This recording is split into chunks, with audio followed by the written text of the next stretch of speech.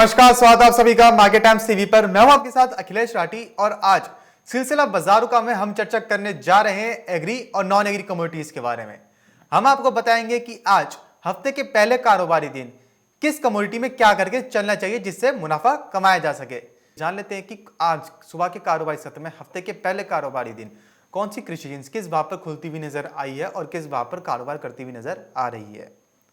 तो शुरुआत करें हम यहाँ पे सबसे पहले कैसेस सीड के जनवरी वायदे से। तो कैसेस सीड का जनवरी वायदा आज 4,368 के स्तर पर खुला है और इस वक्त 4,374 के स्तर पर हरे निशान के साथ कारोबार करता हुआ नजर आ रहा है। वहीं बात करें अगर चने की, तो चने का जनवरी वायदा आज 4670 के स्तर पर खुला और इस वक्त 4605 पर लगभग 0.25% की गिरावट के साथ लाल निशान पर कारोबार करता हुआ नजर आ रहा है। चने के अंदर सुबह के कारोबारी सत्र में लगभग 0.25% की गिरावट देखने को मिल रही है। वही बात करें अगर बिनौला खल की, तो बिनौला खल का जनवरी वायदा आज 2032 के स्तर पर खुला है और इस वक्त 2013 के स्तर पर बिनौला खल में लगभग 0.1% की गिरावट दर्ज की जा रही है। बीते सत्र में हमने देखा था कि बिनौला खल के अंदर एक तेजी देखने को मिली थी। पिछले कारोबारी सप्ताह बिनौला खल में बढ़त देखने को मिली थी, लेकिन आज हफ्ते के पहले कारोबारी दिन बिनौला खल में लाल निशान के साथ कारोबार होता हुआ नजर आ रहा है। बिनौला खल के अंदर 0.1% की गिरावट देखने को मिल रही है। आगे चलते हैं, बात कर लेते हैं धनिये की। तो धनिये का जनवरी वायदा आज 5,900 के स्तर पर खुला है और इस वक्त 5,900 के स्तर पर ही आधे फीसद की तेजी के साथ कारोबार करता हुआ नजर आ रहा है। वहीं बात करें अगर ग्वार गम और ग्वार सीड की, तो ग्वार गम का जनवरी वायदा आज 6112 के स्तर पर खुला है और इस वक्त 6,095 के स्तर पर लगभग 0.1% की गिरावट के साथ कारोबार करता हुआ नजर आ रहा है ग्वार गम का जनवरी वायदा। वहीं बात करें अगर ग्वार सीड के जनवरी वायदे की, तो ग्वार सीड का जनवरी वायदा आज 3,930 के स्तर पर खुला है और इस वक्त 3,907 के स्तर पर लगभग 1% की गिरावट के साथ कारोबार करता हुआ नजर आ रहा है। जहां पे बीते सप्ताह हमने देखा था कि ग्वार गम और ग्वार सीड हरे निशान के साथ कारोबार करते हुए नजर आए थे, वहीं आज हफ्ते के पहले कारोबारी दिन ग्वार गम और ग्वार सीड में लाल निशान के साथ कारोबार होते हुए नजर आ रहा है और लगभग 1% की गिरावट देखने को मिल रही है दोनों के अंदर। वहीं बात करें अगर गुड़ की, तो गुड़ का जनवरी वायदा आज जो खुला है वो खुला है 1107 के स्तर पर और इस वक्त गुड़ का जनवरी वायदा 1100 के स्तर पर हरे निशान के साथ एक हल्की बढ़त के साथ कारोबार करता हुआ नजर आ रहा है। वहीं बात करें अगर जीरे की, तो जीरे का जनवरी वायदा 12,865 के स्तर पर खुला है और इस वक्त 12,925 पर एक हल्की बढ़त के साथ हरे निशान पर कारोबार करते हुए नजर आ रहा है। वहीं बात करें अगर खाद्य तेलों की, तो मस्टर्ड सीड का जनवरी वायदा आज 5483 के स्तर पर खुला है और 5500 के स्तर पर आधे फीसद से ज्यादा की तेजी के साथ कारोबार करता हुआ नजर आ रहा है। मस्टर्ड सीड के अंदर जहां पे हमने देखा था कि पिछले सप्ताह मिला जुला सा रुझान देखने को मिला था, कभी लाल निशान के साथ कारोबार करती हुई नजर आई थी मस्टर्ड सीड, तो कभी हरे निशान के साथ, लेकिन आज हफ्ते के पहले कारोबारी दिन मस्टर्ड सीड के अंदर आधे फीसद की तेजी दर्ज की जा रही है। वहीं बात करें अगर रिफाइंड सोया तेल की, तो रिफाइंड सोया तेल का जनवरी वायदा आज 1120 के स्तर पर खुला है और इस वक्त 1120 के स्तर पर ही कारोबार करता हुआ नजर आ रहा है रिफाइंड सोया का जनवरी वायदा। रिफाइंड सोया के अंदर सुबह के कारोबारी सत्र में एक हल्की बढ़त देखने को मिल रही है। वहीं बात करें अगर अब सोयाबीन की, तो सोयाबीन का जनवरी वायदा आज 4465 के स्तर पर खुला है और इस वक्त 4457 के स्तर पर आधे फीसद की तेजी के साथ कारोबार करता हुआ नजर आ रहा है सोयाबीन का जनवरी वायदा। अब जान लेते हैं कि आज हफ्ते के पहले कारोबारी दिन किस कृषि जिन्स में क्या करके चलना चाहिए जिससे कि मुनाफा कमाया जा सके। शुरुआत करेंगे हम यहाँ पे खाद्य तेलों से। हमारे साथ जुड़ी हुई है रूपा मेहता जी, जो आपको बताएंगे कि आज कृषि फसलों में क्या करके चलना चाहिए। रूपा जी, अगर बात करें खाद्य तेलों की, तो खाद्य तेलों में जैसा कि हमने देखा कि इस वक्त सोयाबीन और सरसों दोनों ही बढ़त के साथ कारोबार करती हुई नजर आ रही हैं, तो आज हफ्ते के पहले कारोबारी दिन खाद्य तेलों में क्या सलाह रहेगी? देखिए, आज इंट्राडे प्रोस्पेक्टिव से हो सकता है कि खाद्य तेलों में एक अपसाइड मोमेंटम बना रहे और जिस तरीके से मार्केट पॉजिटिव खुलते हुए दिखाई दे रहे हैं एक्सपायरी के बाद, तो थोड़ा बहुत तेजी जो है यहाँ से आ सकती है। और जहाँ तक सोयाबीन की बात है, ऊपर में 4460 से लेकर 4480 तक जा सकता है, लेकिन वही मुझे लगता है कि 4480 के आसपास एक रेसिस्टेंस है, वहां से दबाव बन सकता है। लेकिन अभी फिलहाल के लिए 4460 से लेकर 4480 के टारगेट के लिए इसके अंदर बाइंग की जा सकती है। लेकिन शॉर्ट टर्म इंट्राडे प्रोस्पेक्टिव से बाय कर सकते हैं। वही लॉन्ग टर्म व्यू मेरा अभी भी इसके अंदर दबाव वाला ही है, मुझे लगता है कि करेक्शन आ सकता है। और वहीं अगर हम बात करें रिफाइंड सोया ऑयल की, तो रिफाइंड सोया ऑयल में भी 1100 के ऊपर जब तक मार्केट है तब तक जी। पॉजिटिव मोमेंटम बना हुआ है, और 1140 तक मैक्सिमम तेजी जो है रिफाइंड सोया अब यहाँ से दिखा सकता है इस तेजी के दौरान। और वहीं अगर 1100 का लेवल नीचे में ब्रेक होता है तो अगेन जो है फिर आपको प्रेशर दिखाई दे सकता है एडिबल ऑयल पैक के अंदर। जी। सेम एज इट इज अगर हम बात करें मस्टर्ड की, तो मस्टर्ड के अंदर भी 5540 से लेकर 5560 की अपसाइड मोमेंटम हो सकती है, और वहां से वापस से बाजारों के अंदर एक करेक्शन आ सकती है। तो इंट्राडे प्रोस्पेक्टिव फर्स्ट हाफ में एक बाइंग पोजीशन इनिशिएट की जा सकती है। 20 से 30 रुपए की अपसाइड मोमेंटम एक्सपेक्टेड है सोयाबीन में और मस्टर्ड के अंदर। वहीं अगर हम रिफाइंड ऑयल की बात करते हैं तो वहाँ 1120 के आसपास जो ट्रेड कर रहा है, तो ऊपर में 1140 तक मैक्सिमम अपसाइड मोमेंटम देखने को मिल सकता है। जी। रूपा जी, हमारे साथ कुछ दर्शक जुड़े हैं जिनका सवाल सोयाबीन को लेकर है। वो जानना चाह रहे हैं कि क्या सोयाबीन को स्टॉक करके चलना चाहिए? देखिए मुझे लगता है कि इन लेवल्स के ऊपर सोयाबीन के अंदर स्टॉक की पोजीशन नहीं बनानी चाहिए, बल्कि जिनके पास रखा हुआ है उन्हें धीरे धीरे करके माल को लिक्विडेट करना चाहिए। रूपा जी, तो क्या जैसे अभी सरसों और सोयाबीन के अंदर एक बढ़त देखने को मिली है, तो क्या आगे रुझान कैसा रहेगा? मतलब आगे तेजी रहेगी, मंदी रहेगी, कैसे देखने को मिलेगा रुझान?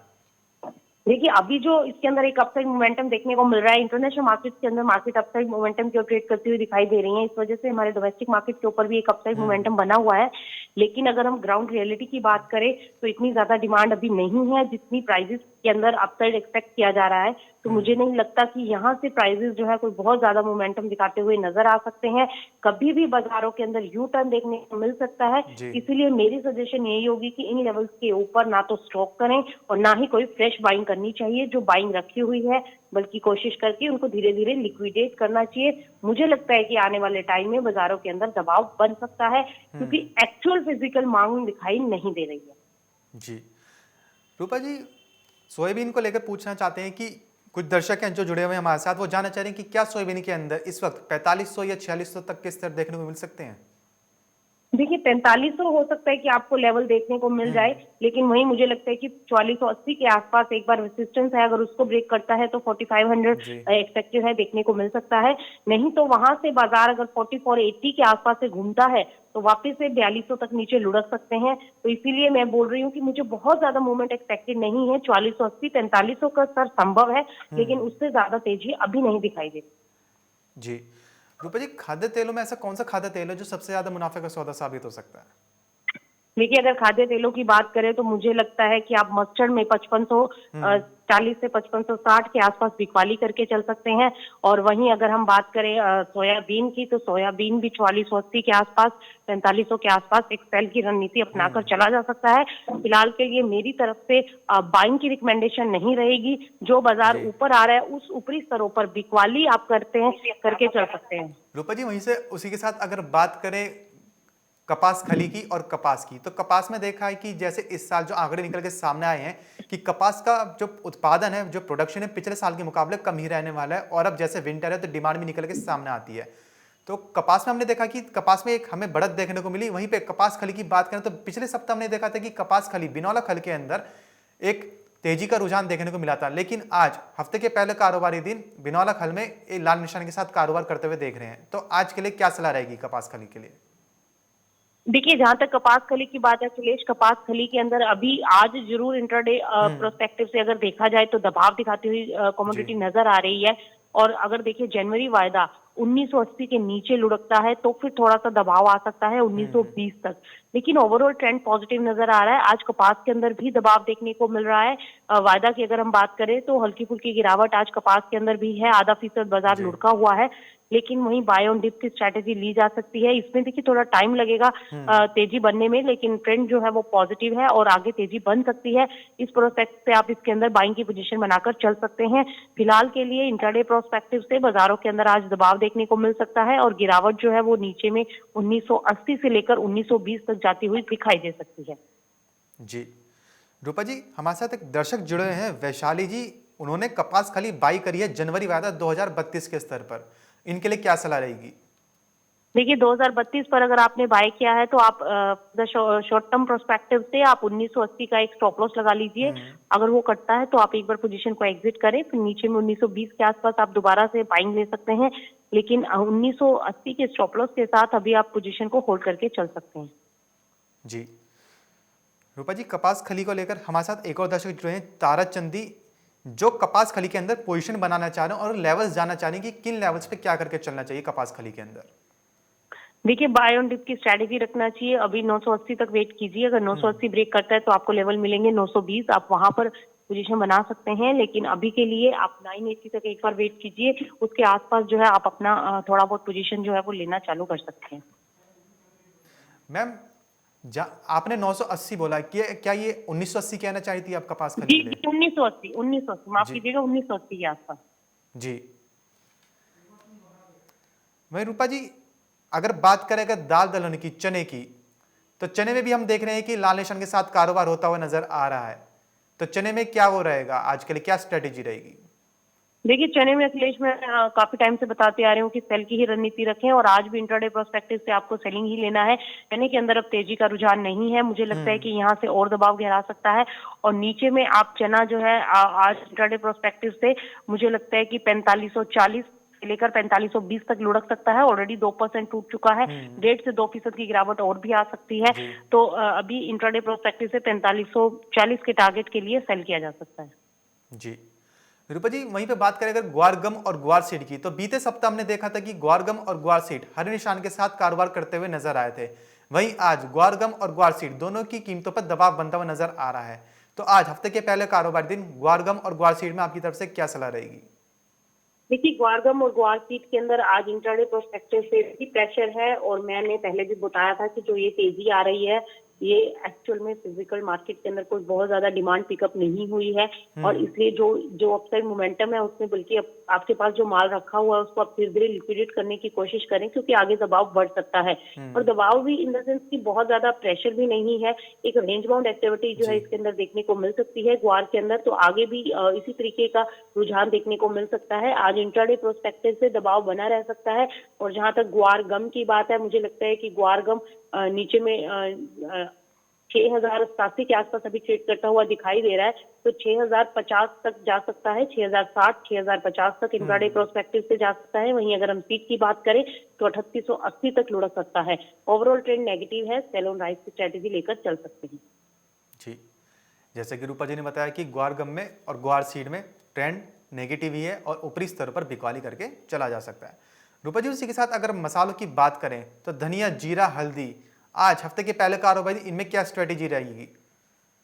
देखिए आज हफ्ते के पहले कारोबारी दिन तीनों ही कमोडिटीज के अंदर दबाव है, और आज भी प्रेशर जो है वो बना रह सकता है। जीरा तो 12,800 के आसपास पहुंच चुका है, इसने अपने सभी लेवल जो है वो ब्रेक कर दिए हैं, और जी नीचे में अभी 12,800 का ही सपोर्ट बनता हुआ दिखाई दे रहा है। अगर बाउंस आया तो 12,800 के आसपास आ सकता है, अदरवाइज यहाँ से फिर गिरा तो 12,600 से 12,400 तक लुढ़क सकता है। और वहीं अगर हम धनिया की बात करें तो धनिया में 5800 का एक सपोर्ट है नीचे में, जब तक वो ब्रेक नहीं होता तब तक मार्केट अपसाइड में रह सकता है, और ऊपर में एक बार फिर से 6,000 के ऊपर जा सकता है। धनिया आज थोड़ा पॉजिटिव ट्रेड करता हुआ दिखाई दे सकता है। वहीं अगर हम हल्दी की बात करें तो हल्दी सेम स्ट्रेटेजी फॉलो करना चाहिए, बाय ऑन डिप, एक रेंज बाउंड है, उठापटक जरूर देखने को मिलेगी जी मार्केट के अंदर, लेकिन वहीं ऊपरी स्तरों पर बिकवाली जो है बहुत ज्यादा नहीं एक्सपेक्टेड है, बल्कि निचले स्तरों पर मुझे लगता है कि खरीदारी आ सकती है। तो हल्दी के अंदर आप निचले स्तरों पर खरीदारी करके चल सकते हैं। अभी भी रुझान जो है वो पॉजिटिव ही है, थोड़ा बहुत अराइवल का प्रेशर है जिसकी वजह से कीमतों के ऊपर दबाव देखने को मिल रहा है, और नीचे में भाव जो है मैक्सिमम अगर डाउनसाइड यहाँ से आता है तो देखिए 5500 की एक रेंज हो सकती है अप्रैल वायदा में, 5500 से लेकर ऊपर में 5800 6000 के स्तर संभव है। तो इस रेंज के दरमियान आप हल्दी के अंदर खरीदारी करके चल सकते हैं। जी। रूपा जी, हमारे साथ एक दर्शक जुड़े हैं, सरोज दास जी, जो सीपीओ के बारे में जानना चाह रहे हैं। देखिए सीपीओ में बहुत अच्छा अपसाइड मोमेंटम ऑलरेडी आ चुका है, जो कि एक्सपेक्टेड नहीं था, 920 तक था, लेकिन 920 के ऊपर निकल चुका है मार्केट, और 936 के आसपास आज हम इसको ट्रेड करता हुआ देख रहे हैं। लेकिन यहीं पर एक दबाव भी है, और 940 के आसपास बाजार जो है एक रेसिस्टेंट है, उसको ब्रेक नहीं करता है तो नीचे में 920 900 तक के स्तर देखने को मिल सकते हैं। आप 940 से स्टॉप लॉस के साथ आप सेल कर सकते हैं। अगर 940 ब्रेक होता है तो तेजी बन सकती है। बहुत छोटा सा स्टॉप लॉस है, 936 के आसपास ट्रेड करता हुआ दिखाई दे रहा है जनवरी वायदा, तो आप 940 के स्टॉप लॉस के साथ इसमें सेल करके चल सकते हैं। जी। रूपा जी, हमारे साथ एक दर्शक जुड़े हैं जो चावल को लेकर सवाल जानना चाह रहे हैं। सादिक मोमिन जी जुड़े हुए हैं, वो जानना चाह रहे हैं कि अभी राइस के अंदर क्या करना चाहिए, क्या जो नॉन बासमती राइस है उसको स्टॉक करके चलना चाहिए? देखिए, स्टॉक कर सकते हैं, अभी तेजी बनती हुई नजर आ रही है। अभी बाजारों के अंदर और भी एक्सपेक्टेड है कि बाजार उठते हुए नजर आ सकते हैं। जिस तरीके के एक्सपोर्ट डिमांड की खबरें निकल कर आ रही हैं, उसके चलते बाजारों में रौनक लौटी है और अब एक बार फिर से बाजार जो है अपसाइड मोमेंटम दिखाते हुए नजर आ सकते हैं। तो मुझे लगता है कि अभी धान के अंदर या फिर जी। बासमती के अंदर आप बासमती, नॉन बासमती, इनके अंदर आप एक बार स्टॉक कर चल सकते हैं, क्योंकि ओवरऑल ही चावल का ट्रेंड अब थोड़ा सा जी। बुलिश होता हुआ नजर आ रहा है। बहुत ज्यादा एक्सपेक्टेड नहीं है, लेकिन हाँ, बाजार जो है 200 से 250 रुपए की तेजी प्रति क्विंटल के पीछे देखने को मिल सकती है। रूपा जी, सिर्फ स्टॉक ही करते रहें या फिर धीरे धीरे लिक्विडेट भी करते रहें? देखिए, जिन्होंने निचले स्तरों पर स्टॉक किया है तो बिल्कुल थोड़ा बहुत माल लिक्विडेट करना चाहिए, क्योंकि बाजार है ऊपर और नीचे करता रहेगा, अप एंड डाउन लगा रहता है मार्केट्स के अंदर। एक लेवल्स होते हैं, आप उन लेवल्स के मद्देनजर अगर आप इसमें ट्रेडिंग करते हैं तो ज्यादा सही रहता है। जी। तो मेरे हिसाब से अभी जो है बाजारों में अभी थोड़ा मोमेंटम है, आप थोड़ा सा वेट कर सकते हैं। और अभी एक्सपेक्टेड है कि बाजार एक बार यहाँ से 200 से 250 रुपए प्रति क्विंटल की तेजी दिखा सकते हैं, तो इसीलिए थोड़ा सा होल्ड कर लीजिए। अभी एक्सपेक्टेड है कि तेजी बनेगी। जी। धान और चावल के अंदर थोड़ा होल्ड करके चला जा सकता है, एक अपसाइड मोमेंटम बनता हुआ दिख सकता है। 200 से 250 क्विंटल तेजी और बन सकती है धान और चावल के अंदर। रूपा जी, वहीं से बात करें अगर वीट की, गेहूं की, तो गेहूं का जो भविष्य है वो कैसा देखती हैं आप अभी? देखिए, गेहूं का भविष्य भी उज्जवल ही नजर आ रहा है। कोई बहुत ज्यादा इसमें गिरावट के साथ तो है नहीं, लेकिन बहुत ज्यादा तेजी भी नहीं है। बाजार जो है वो इतनी दायरे में कारोबार करता हुआ जी। दिखाई दे सकता है और एक अपसाइड मोमेंटम बन सकता है। तो गेहूं के अंदर आने वाला टाइम अच्छा लग रहा है मुझे। और आगे वैसे देखा जाए तो गेहूं की सोइंग भी इस बार अच्छी खासी देखने को मिल रही है, तो आगे एक्सपेक्टेड है कि एक तेजी का रुझान भी बन सकता है और डिमांड जो है वो बरकरार रहेगी और एक तेजी बनती हुई नजर आ सकती है। जी। रूपा जी, हमारे साथ एक दर्शक जुड़े हैं जिनका सवाल कपास को लेकर आ रहा है। वो जानना चाह रहे हैं कि एमसीएक्स पर कॉटन में कितनी तेजी देखने को मिल सकती है? देखिए, एमसीएक्स पर अगर हम कॉटन की बात करें तो जैसे कि मैंने पहले भी बताया था कि हमें थोड़ा सा लंबा प्रोस्पेक्टिव रखना जी। होगा। तो इसमें 21,000 के ऊपर अगर निकलता है तो आपको 23,000 के स्तर देखने को मिल सकते हैं। मैं बुलिश हूँ कॉटन को लेकर। जी। और 20,000 नीचे के 20,500, 20,400 की रेंज हो सकती है। और वहीं ऊपर की बात करें तो 21,200 के ऊपर निकलते ही आपको 21,800 तक के स्तर देखने को मिल सकते हैं। और लंबी तेजी की बात करें तो 23,000 के स्तरों के लिए कॉटन के अंदर बाइंग में रहा जा सकता है। ऊपर में मैक्सिमम तेजी जो दिखाई देती है वो 23,000 तक देखने को मिल सकती है एमसीएक्स पर। जी। रूपा जी, वहीं से बात करें अगर आज की, तो आज के कारोबारी सत्र में ऐसी कौन सी एग्री कमोडिटी रहेगी एनसीडीएक्स में जो आज निवेशकों के लिए मुनाफे का सौदा साबित हो सकती है? देखिए, अगर एमसीडीएक्स की बात करें तो आज मुझे लगता है कि चने के अंदर बिकवाली जो है वो कंटिन्यूशन में रह सकती है, बिकवाली की तरफ रहना चाहिए। जी। वही मुझे लगता है कि एडिबल ऑयल पैक के अंदर बचना चाहिए खरीदारी से, जी। बल्कि सेल की रणनीति अपनाएं तो ज्यादा बेटर होगा। I think refined soya oil अभी जो है 1123 का हाई लग चुका है, 1140 के स्टॉप लॉस के साथ आई थिंक इसमें सेलिंग पोजीशन बनाकर चला जा सकता है। वहीं अगर हम सोयाबीन की बात करें तो 4480 के स्टॉप लॉस के साथ आज बिकवाली कर सकते हैं। तो इन लेवल्स के आसपास बाजारों के अंदर बिकवाली करके चला जा सकता है। जी। तो जैसा कि रूपा जी ने बताया कि आज चने के अंदर ऊपरी बिकवाली करके चला जा सकता है, क्योंकि चने का ट्रेंड ओवरऑल अभी जो देखने को मिला लाल निशान के साथ ही कारोबार होता हुआ नजर आ रहा है। चने की कीमतों पर दबाव है। तो वहीं बात करें अगर खाद्य तेलों की, तो खाद्य तेलों में बाइंग से बचना चाहिए, फ्रेश पोजीशन से बचना चाहिए। ये जो लेवल्स मिले हैं, जो बढ़त दिखते हुए मिले हैं, उन्हें सेल ऑन राइस की स्ट्रेटेजी अपनाएं, ऊपरी स्तर पर बिकवाली करके चलें। वहीं रूपा जी, अगर बात करें मंडियों की, तो मंडियों में हमने देखा कि सरकार ने पहले से ही प्याज पर प्रतिक्रिया जो तेज हो रखी थी, अब सरकार की प्याज पर प्रतिक्रिया और तेज हो गई है। सरकार अब बफर स्टॉक बनाने के चक्कर में है। जो पहले 1 लाख टन तय किया गया था बफर स्टॉक, वही अब 1 लाख से बढ़ाकर 1.5 लाख टन कर दिया गया है।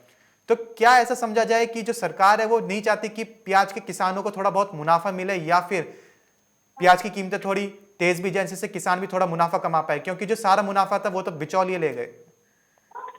देखिए अखिलेश, ये एक ऐसी कमोडिटी है, नेसेसिटी और पेरिशेबल आइटम है और जरूरत की चीज है, और इसीलिए इसकी कीमतें बहुत ज्यादा तेज नहीं हो सकती, क्योंकि हमने देखा है कि प्याज एक ऐसी जी। कमोडिटी है जहां जिसकी वजह से सरकारें तक बदल जाती हैं।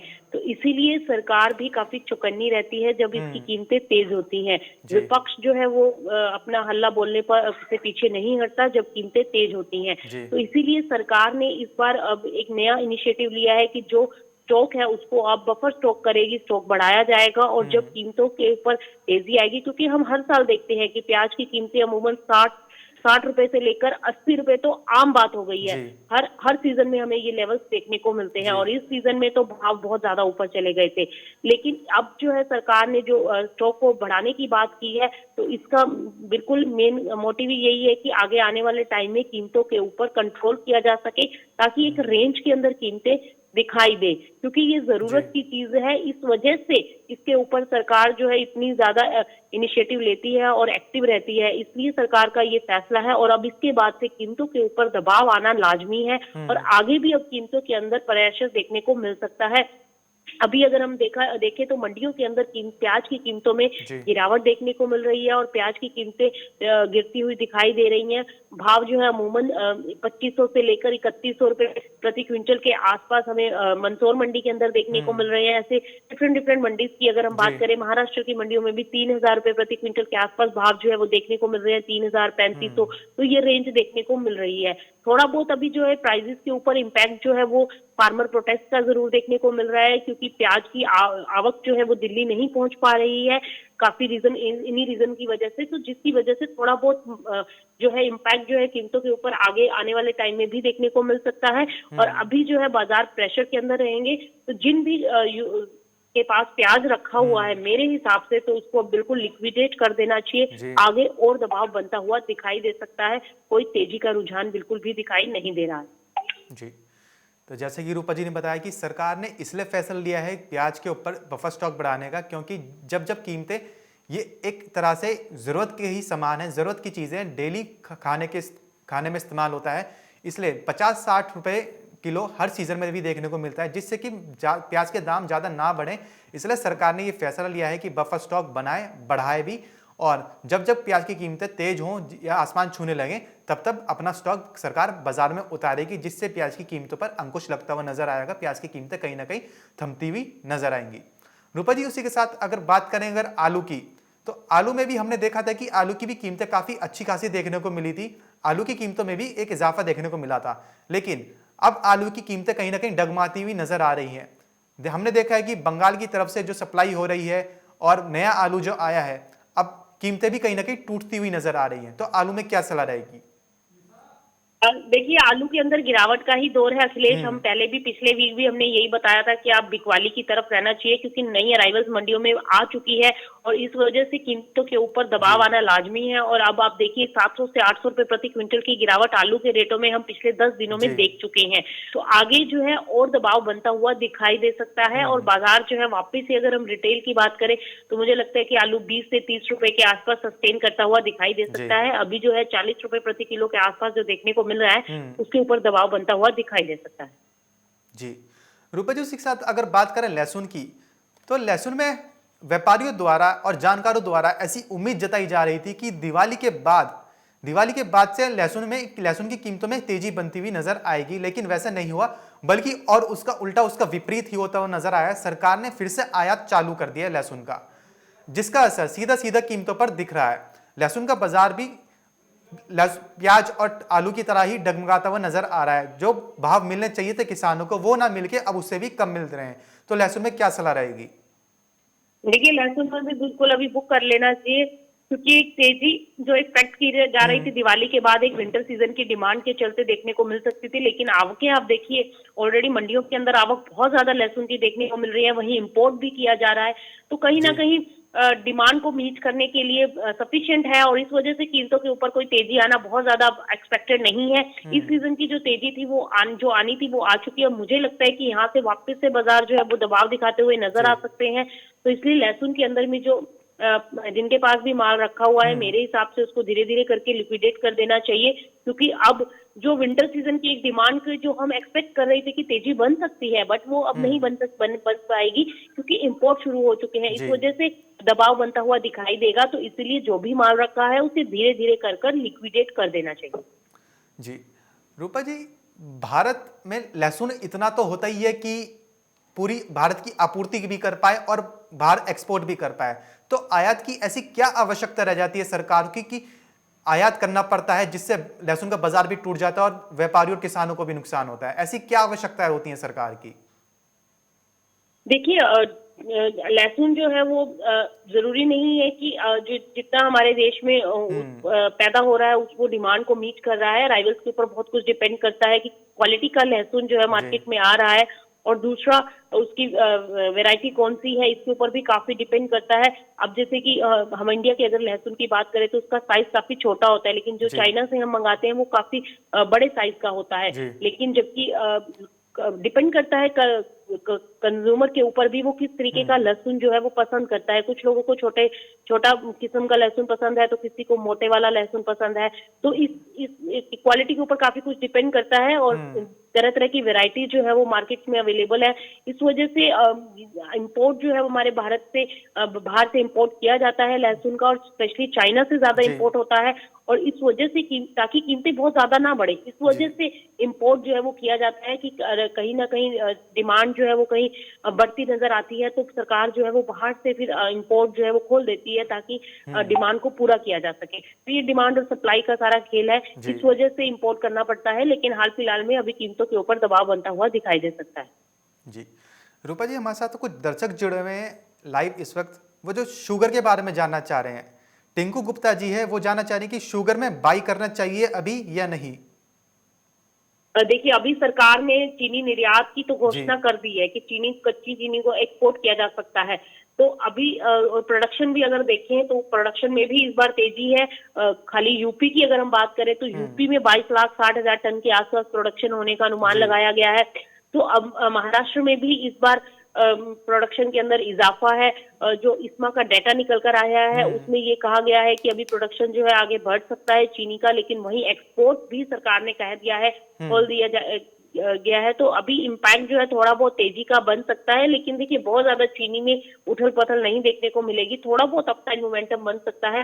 तो आप 2 से 3 रुपए की तेजी के लिए आप इसके अंदर बाइंग में जा सकते हैं, लेकिन मुझे बहुत ज्यादा तेजी एक्सपेक्टेड नहीं है। एक्सपोर्ट के चलते थोड़ा बहुत एक अपसाइड मोमेंटम बनता हुआ दिखाई दे सकता है।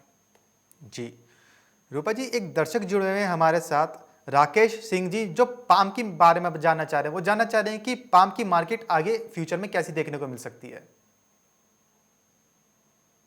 एक बार आप कमोडिटी दोहराइए, कौन सी कमोडिटी? वो जानना चाह रहे हैं कि पाम तेल का आगे मार्केट कैसी रह सकते हैं।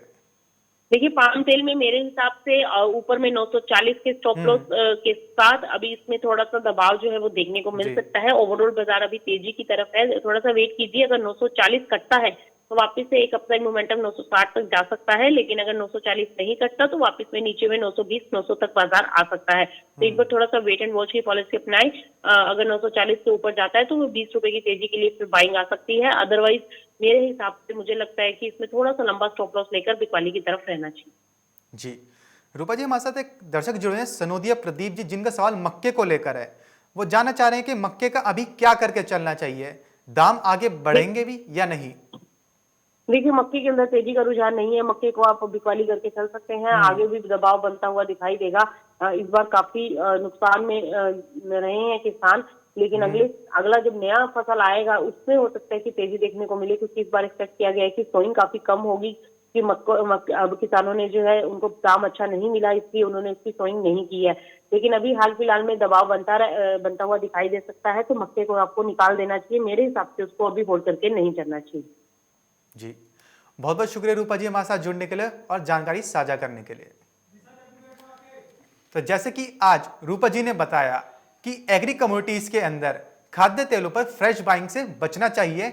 जो स्तर अभी दिख रहे हैं उन पर ऊपरी स्तर पर बिकवाली करके ही चलें, और चने में भी बिकवाली करके ही चलना चाहिए। वहीं पे बात करें अगर ग्वार गम और ग्वार सीड की, तो ग्वार गम और ग्वार सीड में उन्होंने बताया कि ग्वारगम और ग्वार सीड के अंदर जो ओवरऑल ट्रेंड है वो नेगेटिव ही है, इसलिए बेच के चला जा सकता है। फिलहाल सिलसिला बाजारों में बस इतना ही। अभी रुकेंगे एक छोटे से ब्रेक के लिए, कहीं जाएगा नहीं।